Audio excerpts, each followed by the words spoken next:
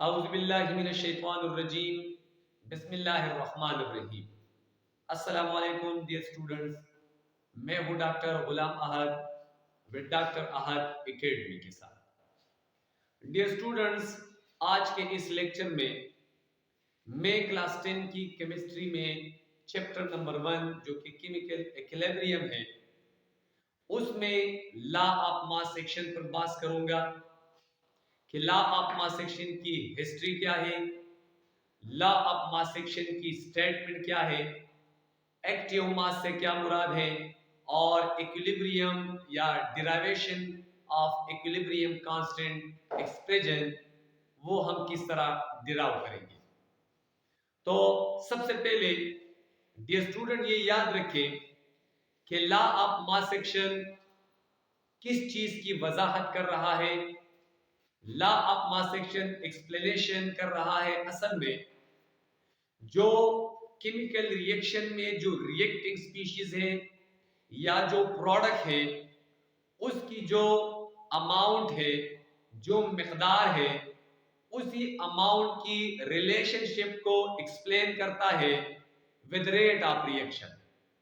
यानी rate of reaction या speed of reaction की अमाउंट के साथ जो ताल्लुक है, जो रिलेशनशिप है, वो रिलेशनशिप असल में law of mass section explain कर रहा है। लॉ ऑफ मास सेक्शन में जाने से पहले दो पॉइंट को जहन में रखें। एक पॉइंट ये है कि स्पीड यानी रेट क्या चीज है और एक्टिव मास से क्या मुराद है। याद रखें स्टूडेंट्स कि रेट का मतलब है स्पीड, रफ्तार, और एक्टिव मास क्या है। एक्टिव मास असल में the amount of mass take part in a chemical reaction, यानी मास की वो मिकदार जो किसी केमिकल रिएक्शन में इस्तेमाल हो जाए या किसी केमिकल रिएक्शन में हिस्सा ले, उसी मास को हम कहते हैं active mass. Students, active mass को हम मोलर कंसंट्रेशन के नाम से भी पुकारते हैं, यानी इसको हम मोलर कंसंट्रेशन भी कहते हैं एक्टिव मास को। एक्टिव मास, फर्ज करें मेरे साथ ही एक रिएक्शन है और इस रिएक्शन में जब 2 मोल हाइड्रोजन 1 मोल ऑक्सीजन के साथ रिएक्ट करते हैं तो इन दोनों के रिएक्शन के नतीजे में 2 मोल वाटर बनता है। अब इस रिएक्शन में अगर आप देखें तो इसमें हाइड्रोजन की नंबर ऑफ मोल्स है वो 2 है, यानी 2 मोल हाइड्रोजन असल में इस्तेमाल हुआ है, इसके साथ 1 मोल ऑक्सीजन ने हिस्सा लिया है। तो ये 2 मोल हाइड्रोजन और 1 मोल ऑक्सीजन को हम कहते हैं एक्टिव मास। इसी तरह अगर आप सोडियम और क्लोरीन का एग्जांपल लें, यानी सोडियम क्लोराइड का एग्जांपल अगर आप लोग लें, तो इसमें 1 मोल सोडियम 1 मोल क्लोरीन के साथ रिएक्शन करके 1 मोल सोडियम क्लोराइड बनाते हैं। तो इसमें 1 मोल सोडियम और 1 मोल क्लोरीन को हम एक्टिव मास कहते हैं या इसको हम मोलर कंसंट्रेशन कहते हैं। इसके बाद ये भी जहन में रखें कि एक्टिव मास को एक्सप्रेस किया जाता है bye square bracket. Square bracket से हम किसी भी एक्टिव मास को जाहिर करते हैं और एक्टिव मास या मोलर कंसंट्रेशन की यूनिट क्या है, वो है मोल पर डीएम क्यूब, यानी मोल पर डीएम क्यूब असल में एक्टिव मास की यूनिट है। अगर हम यहां पर स्लैश लगाए तो फिर हम माइनस का साइन नहीं लिखते। तो ये रहा एक्टिव मास और मोलर कंसंट्रेशन। अब students, law of mass section असल में रिवर्सिबल रिएक्शन को एक्सप्लेन करता है और इसी केमिकल इक्विलिब्रियम में जितने भी टॉपिक्स हैं सब के सब टॉपिक्स रिवर्सिबल रिएक्शन पर मुश्तमिल है।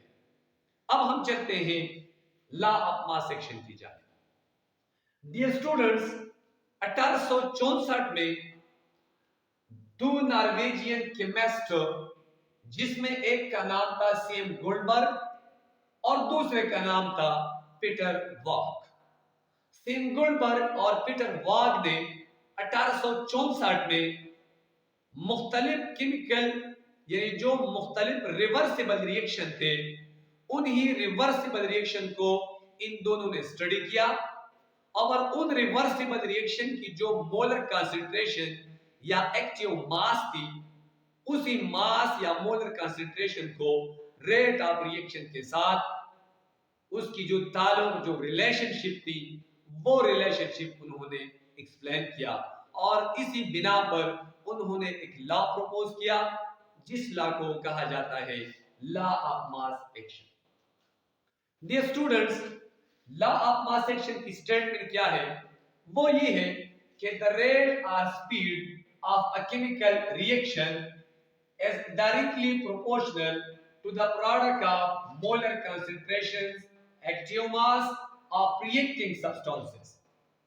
स्टूडेंट्स, इसका मतलब ये है कि किसी भी केमिकल रिएक्शन की जो स्पीड है या जो रेट है, वो स्पीड या रेट डायरेक्टली प्रोपोर्शनल है केमिकल रिएक्शन में जो रिएक्टिंग स्पीशीज है या जो प्रोडक्ट स्पीशीज है उसकी मोलर कंसंट्रेशन।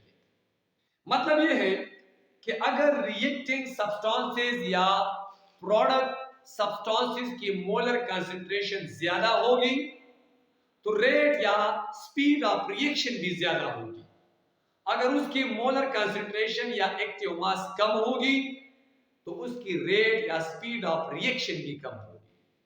तो लॉ ऑफ मास एक्शन असल में मोलर कंसंट्रेशन और रेट या speed of a chemical reaction के दरमियान जो ताल्लुक है, जो रिलेशनशिप है, वो रिलेशनशिप असल में एक्सप्लेन कर रहा है। अच्छा डियर स्टूडेंट्स, अब हम चलते हैं एक रिवर्सिबल रिएक्शन की जान।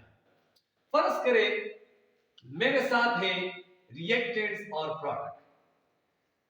रिएक्टेंट में A प्लस बी जब आपस में एक दूसरे के साथ रिएक्शन करता है तो इसके रिजल्ट में C प्लस डी बनता है।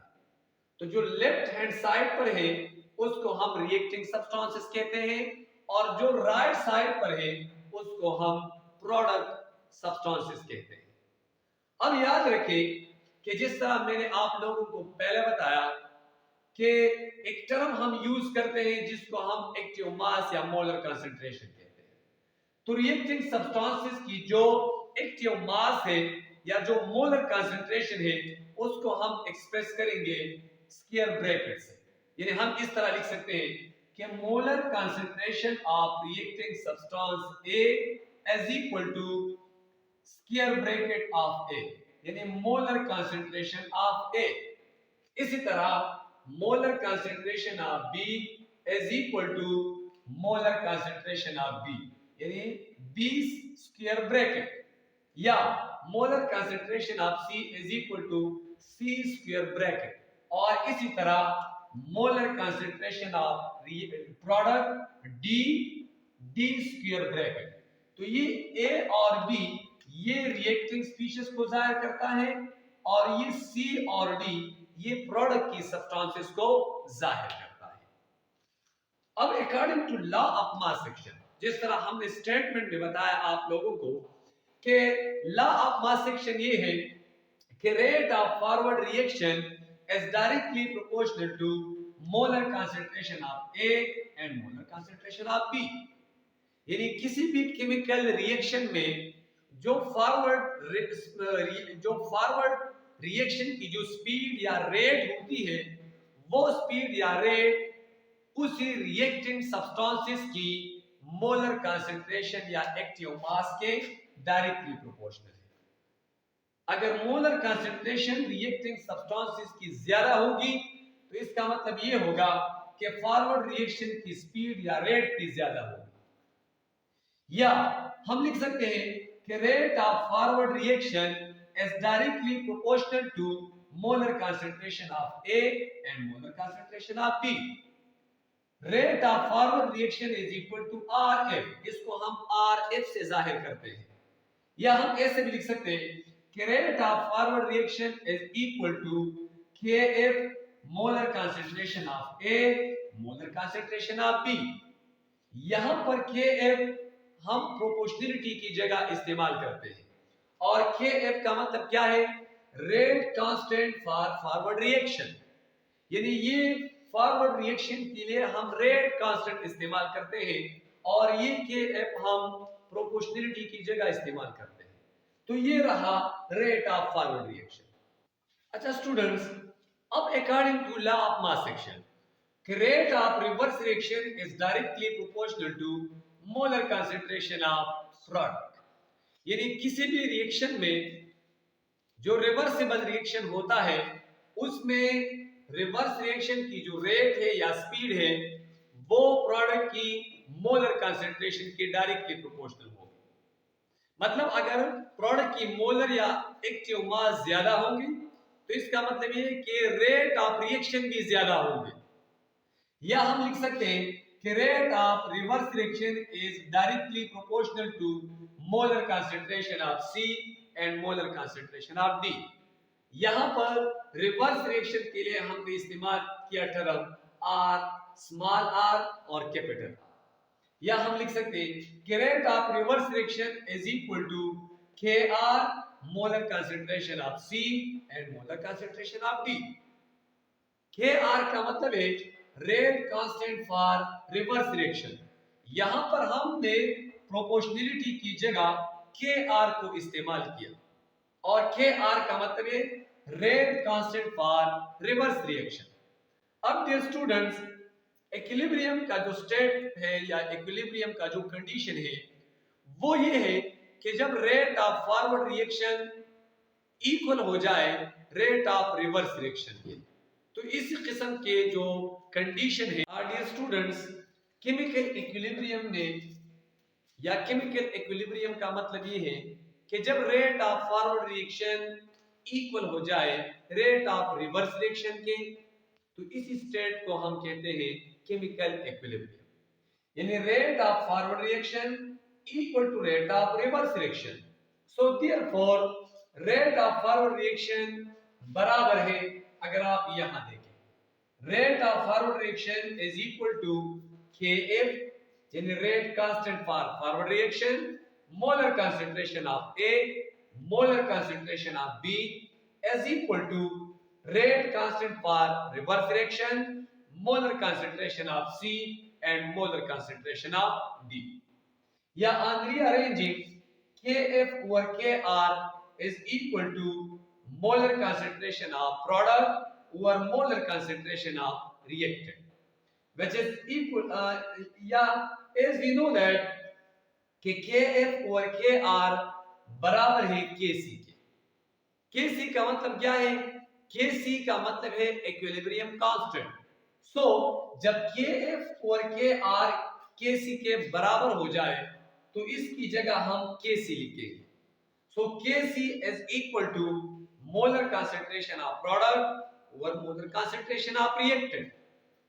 और याद रखें कि ये जो एक्सप्रेशन है इस एक्सप्रेशन को हम कहते हैं इक्विलिब्रियम कांस्टेंट एक्सप्रेशन। तो ये रहा आज का हमारा टॉपिक जिसमें हमने law of mass action explain किया कि लॉ ऑफ मास एक्शन को किसने पेश किया। तो मुख्तसर अल्फाज में मैं आपको ये बताऊंगा कि लॉ ऑफ मास एक्शन को 1864 में टू नॉर्वेजियन केमिस्ट जिसमें एक का नाम था सेम गोल्डबर्ग और दूसरे का नाम था फिटर वाग, उन्होंने डिफरेंट केमिकल जो रिवर्सिबल केमिकल रिएक्शन थे उनको उन्होंने स्टडी किया और उन्हीं रिवर्सिबल रिएक्शन में जो मोलर कंसंट्रेशन या एक्टिव मास और रेट ऑफ रिएक्शन के ताल्लुक को एक्सप्लेन किया और उसी एक्सप्लेनेशन को नाम दिया लॉ ऑफ मास एक्शन।